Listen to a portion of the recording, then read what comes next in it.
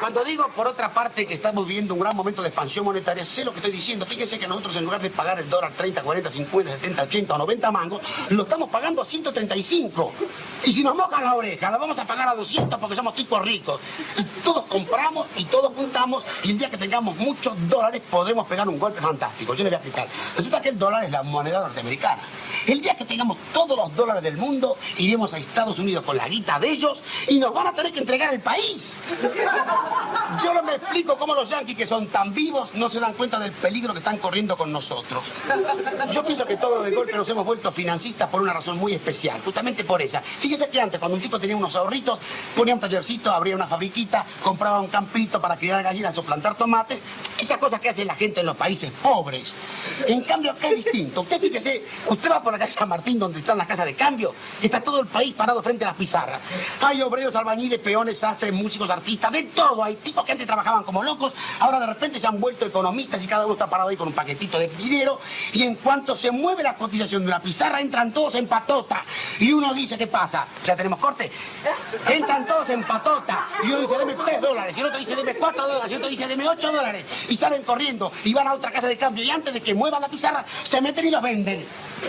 Y así se pasan todo el día vendiendo y comprando y comprando y vendiendo. Y cuando llega la noche, entran a la casa molidos, deshechos, caen muertos arriba de un sillón, desempaquetan, cuentan la guita, llaman a la mujer y dicen, vieja, vieja, vení, hoy me gané 14 mangos y no hice nada.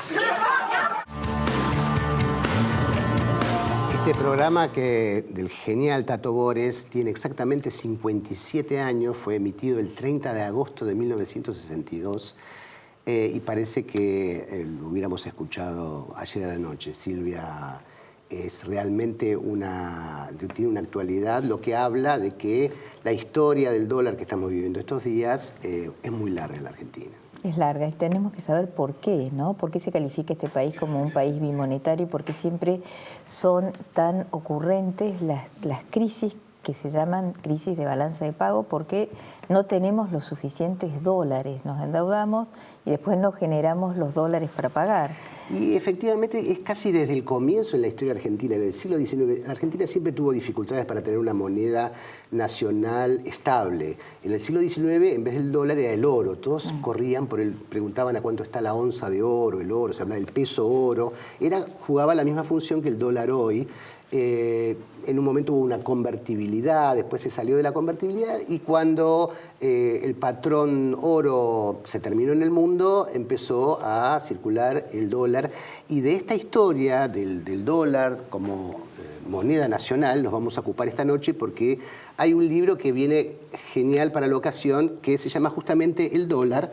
Lectura imprescindible para estos días para entender de qué estamos hablando, y estamos hoy con Mariana Lucy, que es la coautora junto con Ariel Wilkis de este libro El dólar, historia de una moneda argentina, ¿no?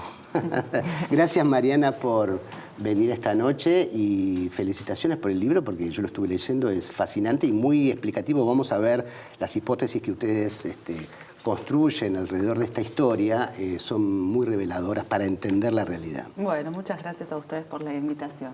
Bueno, ¿cuándo ustedes marcan el comienzo de la pasión argentina por el dólar? En la década del 30, ¿no? O sea, esto tiene mucha más historia de lo que se suele creer.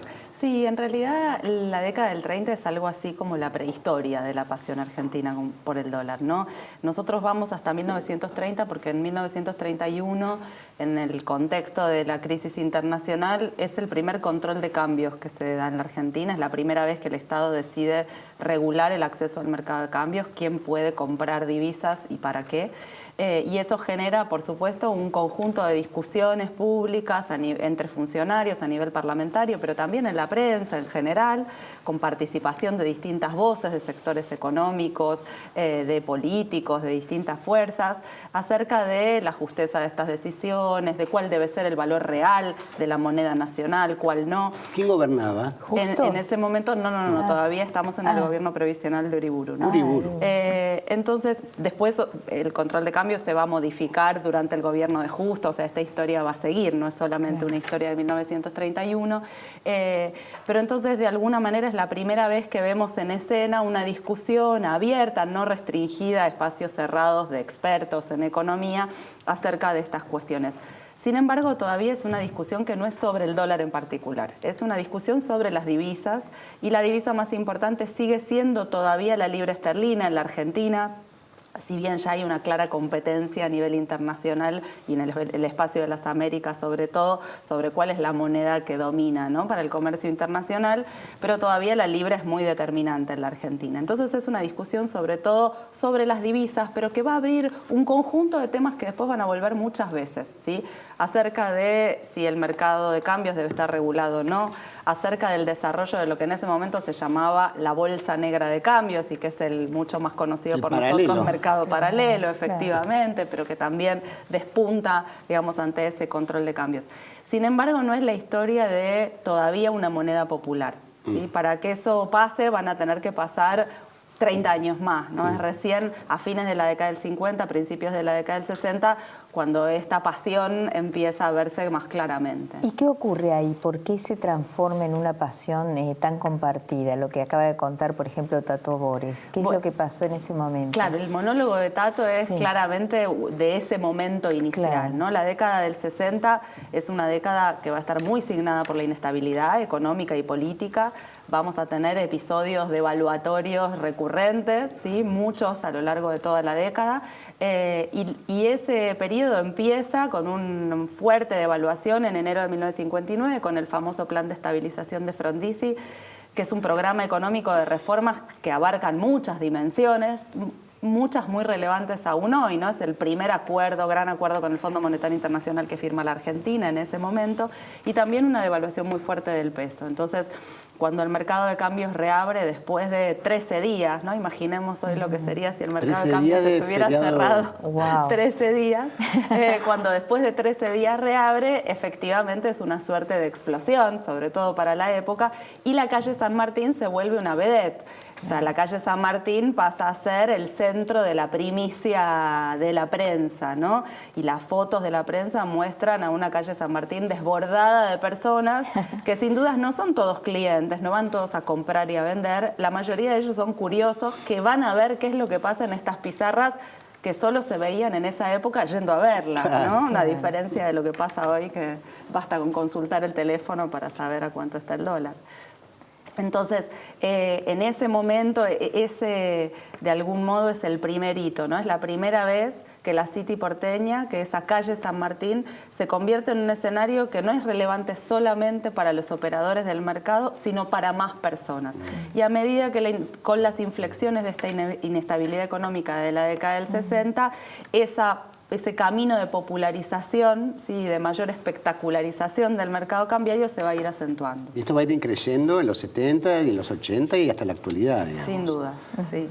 Sí, de algún modo nunca se va a detener. Lo que van a ir cambiando son un poco los ritmos. Va a haber momentos de fuerte aceleración e intensificación, algo como lo que vemos hoy, ¿no? En estas semanas, ¿no? Una gran preocupación que ocupa toda la escena, y después momentos de retracción, pero nunca desaparece por completo. Ahora, ¿y por qué? ¿Por qué se origina, digamos, esto que muchos economistas califican como una economía bimonetaria?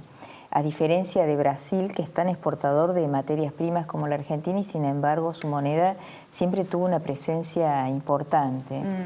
Bueno, nosotros lo que decimos es que esta es una historia, por un lado una historia que es necesario contarla en el largo plazo, ¿no? Una historia que va a ir teniendo, es la historia de un proceso de lenta maduración, donde se van a ir sumando como pequeños eslabones a una cadena en la cual la economía está fuertemente anudada con la cultura y también con la política, ¿no?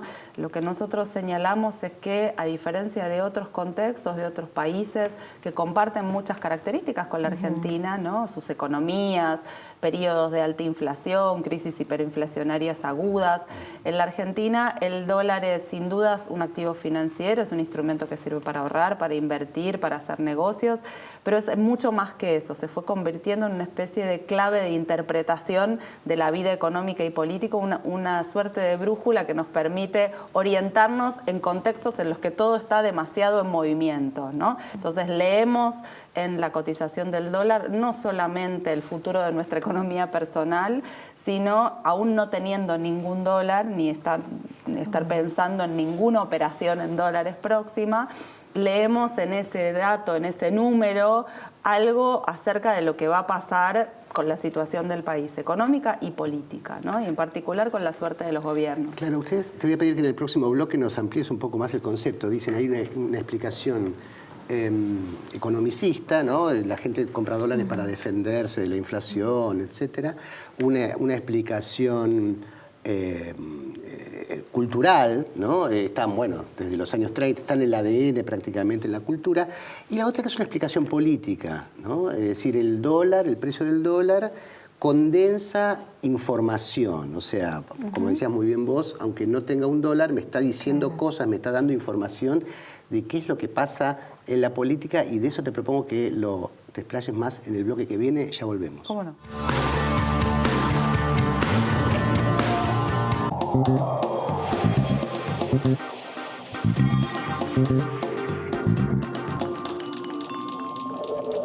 Biogénesis Bagó es una compañía pionera en la elaboración y comercialización de productos veterinarios destinados a asegurar la salud y mejorar la productividad de los rodeos de carne y leche de la región. Todo el conocimiento, la experiencia y la tecnología al servicio del productor.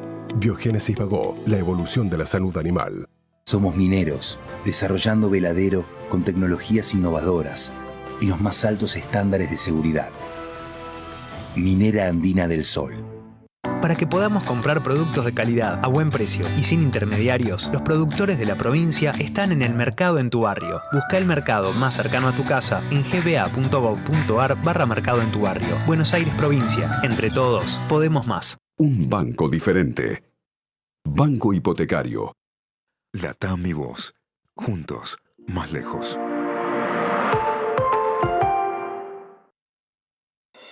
La inflación actual está afectando a todos y cada vez es más difícil hacer las compras de todos los días. Hoy lo primero que hace una familia para salir adelante es achicar los gastos. En La Matanza te queremos ayudar. Te llevamos sin cargo hasta el mercado central y también te acercamos ferias barriales para que te rinda más la plata. En La Matanza te damos soluciones. Llegó Super Podemos, el programa de precios accesibles. Matanza avanza.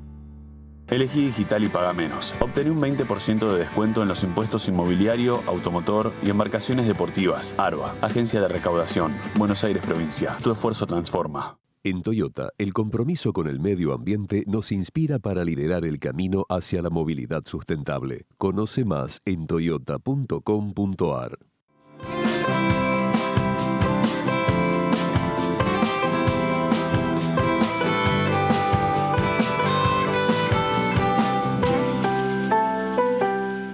Dow Semillas evolucionó y ahora es Brevant. Somos esa respuesta rápida y simple. Somos el distribuidor, nuestro equipo técnico y vos. Brevant, somos nosotros. Hace 30 años que vivo acá y hace 30 años que esperamos las cloacas. Dice que los vecinos que tengan cloacas ganan 5 años de vida más. Así que imagínate, más que feliz.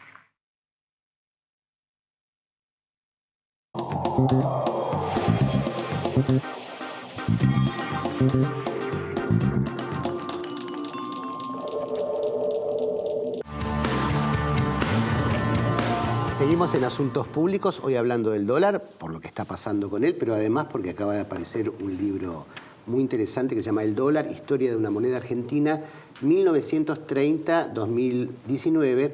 Y la pregunta que había quedado para Mariana Luzzi, una de las coautoras del libro junto con Ariel Wilkis, es... Mariana, ustedes tienen una hipótesis de que además de factores culturales y económicos, el dólar es un fenómeno político en la Argentina. Y a mí me resultó muy interesante porque en los últimos meses se pudo ver una correlación casi perfecta, por ejemplo, entre la popularidad del presidente Macri y la cotización del dólar, ¿no? Y esto era una cosa que no es señalada en general, es un insight muy interesante que tienen ustedes. ¿Por qué no nos contás un poquito más? Bueno, efectivamente, digamos, dentro de las inflexiones de esta historia larga del dólar en la Argentina, hay algo que empieza a mostrarse muy claramente en la Argentina democrática, ¿no? Del 83 para acá, y es cómo el mercado de cambios se convierte, nosotros decimos, en una institución política, digamos, cómo el mercado de cambios es uno de los lugares en el que se juegan apuestas políticas, y eso se ve muy claramente en los procesos de recambio electoral, casi sin excepción en todos los momentos de los contextos electorales, sobre todo de recambios presidenciales, no tanto de elecciones de medio término. Uno ve cómo hay apuestas económicas que claramente tienen que ver con la incertidumbre o las chances políticas de distintos candidatos, y cómo hay apuestas políticas que se miden en términos económicos a través también del mercado de cambios. Entonces, esa asociación, bueno, lo vimos muy fuertemente este año, pero lo habíamos visto también en 2015, ¿no? El mercado de cambios se convierte en un escenario de la disputa política, claro, también. La discusión del cepo, ¿no? Es una discusión política. Exacto. Más que técnica, ¿no? Claro, económica. Claro. Exacto. Digamos, en los dos casos, tanto en 2015 como este año, digamos, este año lo vimos muy claramente, digamos, todas las reorientaciones de la política económica y renegociaciones con el Fondo Monetario a lo largo del año con el objetivo de lograr un dólar quieto hasta octubre, ¿no? Partiendo de la base que es necesario un dólar quieto para ganar elecciones. Claro, pues se lo ve como un sinónimo de estabilidad macroeconómica fuerte, ¿no? Y en general en los años de elecciones justamente el tipo de cambio se atrasa.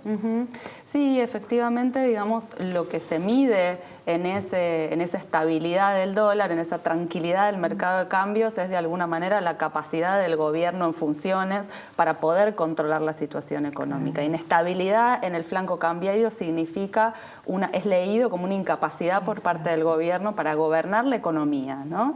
Y eso obviamente es señal de alerta.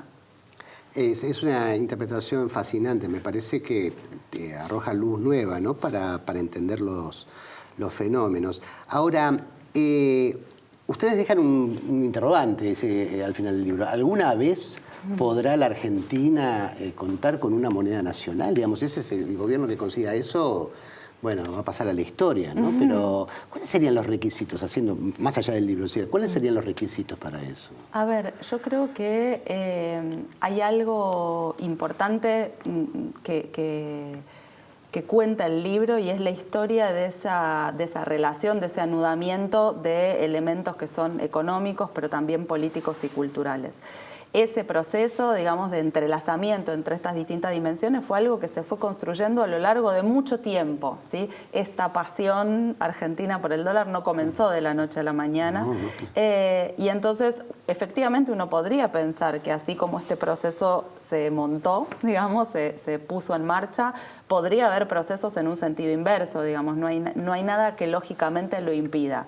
Ahora, lo que sí es seguro es que no van a ser solo decisiones económicas las que terminen con estos usos argentinos de la moneda norteamericana, ¿no? Quizás ese es un poco el sesgo que han tenido históricamente las discusiones acerca de la necesidad de pesificar la mente de los argentinos o de repesificar la economía argentina, ¿no? Pensar que el problema era solamente económico y entonces había que pensar estrategias económicas para resolver este problema. La historia que nosotros contamos muestra que esa presencia del dólar no es solo económica, no se vincula solo con variables económicas. Entonces, habría como mínimo que pensar en esos múltiples planos a la vez, y sin dudas, así como fue un lentísimo proceso el que llevó a construirlo, será otro lentísimo proceso el que permita eventualmente desarmarlo, ¿no? Se dice que Argentina es uno de los mayores importadores del mundo de dólar billete, que diariamente vienen a Buenos Aires, aún en tiempos de calma, entre 5 o 6 aviones cargados cada uno con 100 millones de dólares. Es realmente increíble. Hay una estadística de la FED que dice que la Argentina es el primer país del mundo en tenencia de dólares per cápita. No en términos absolutos es Rusia, ¿no? En términos per cápita es Argentina. Y ahí yo creo que se juntan dos características. Por un lado es esta historia de preferencia argentina por el dólar, por decirlo de alguna manera. Por otro es la preferencia argentina por el efectivo, ¿no? Hay dos elementos ahí muy determinantes de nuestra economía, digamos, el peso que siguen teniendo las transacciones en cash para explicar estos cargamentos de billetes que llegan, ¿no? Claro, increíble. Sí, vos sabés que incluso en épocas de crisis los banqueros cuentan que mucha gente va al banco, pide los dólares, los ve y los vuelve a depositar. Y realmente, bueno, habla de lo que pasó también con un sistema financiero que dio numerosas veces la espalda al ahorrista.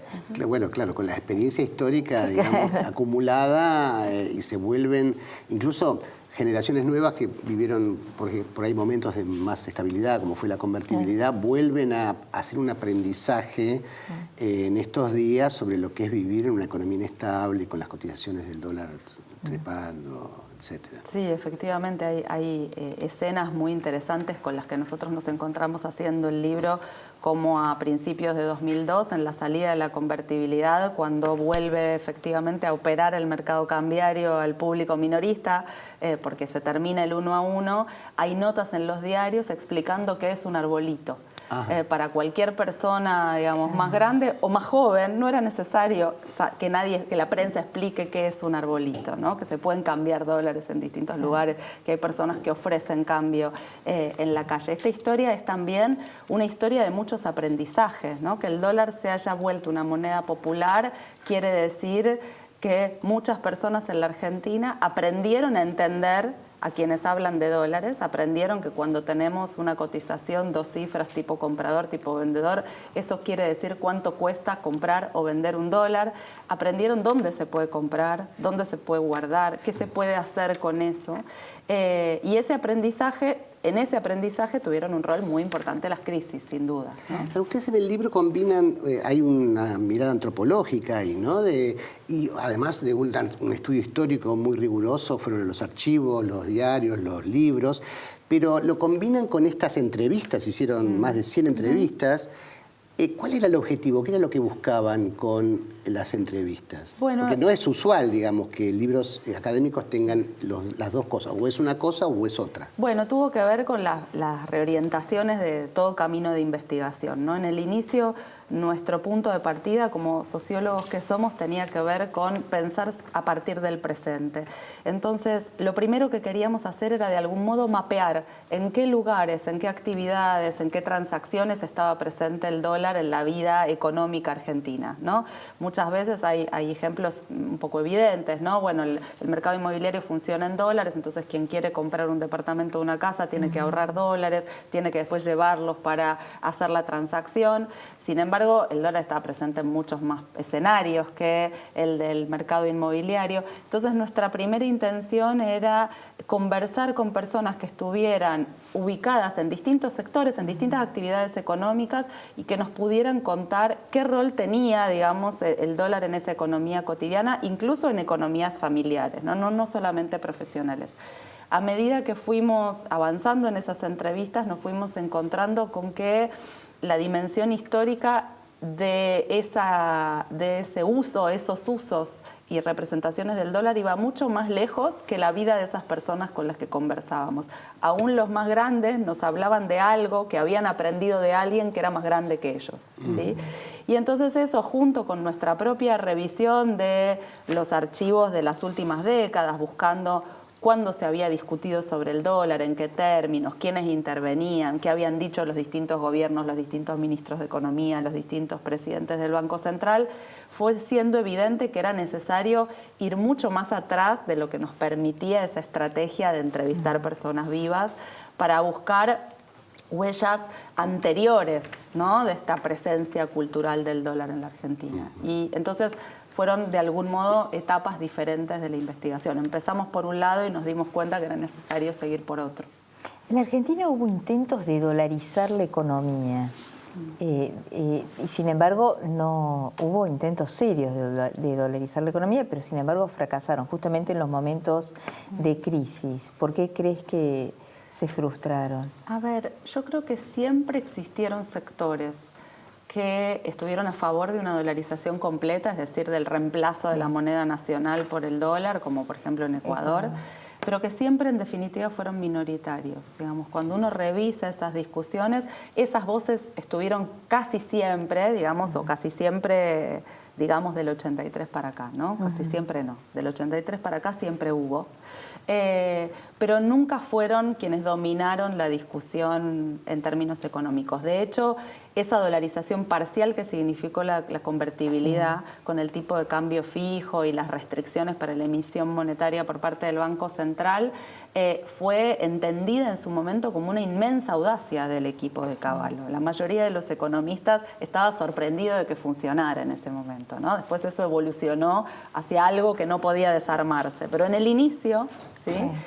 Fue, digamos, evaluado como una gran audacia, ¿no? Entonces yo creo que efectivamente esas posiciones de dolarización completa fueron minoritarias. Lo que también es cierto es que a partir de cierto momento, y esto fue muy claro después de la hiper, casi ningún sector económico y corporativo dejaba de reconocer que el dólar estaba instalado en la economía argentina, que era una referencia que era ya muy difícil de borrar.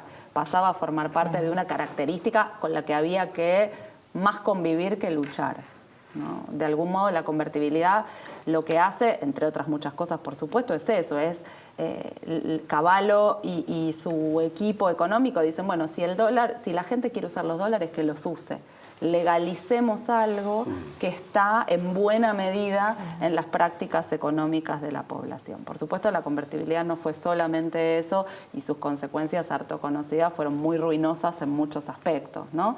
Pero efectivamente uno puede entender la convertibilidad como un intento de legalizar esa presencia del dólar en la Argentina. Claro, el problema es que lamentablemente la Argentina no emite dólares, sino que tiene que conseguirlos a través del comercio exterior, y ahí está la falla estructural de que la Argentina no puede tener una balanza comercial positiva durante mucho tiempo, los precios de las materias primas que exportamos, en fin.